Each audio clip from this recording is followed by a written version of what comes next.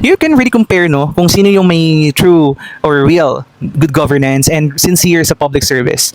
Ito na lang example, binabash always si Mayor Baste. Pero, si Mayor Baste naman, todo action. I mean, to maintain the peace and order, security, safety of the Dabaweños, nag-provide ang Davao City LGU headed by Mayor Baste ng 32 brand new patrol cars as well as 3 response van sa Davao City Police Office, di ba? Para ma-maintain ang peace and order and security and safety. Ganyan dapat action. Yung isa naman na idol nila na kuno nagpo-provide ng good governance dahil daw may Carlos Sunday.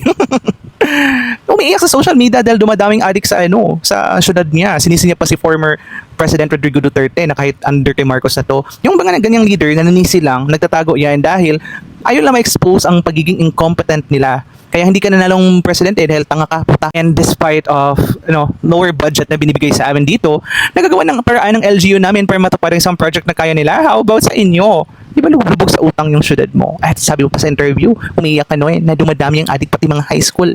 Hala! Kawawa naman yung mga taga-Naga, no? Dapat ma-realize nyo na and this should be an eye-opening sa inyo. Incompetent talaga yung mga binoboto nyo dyan.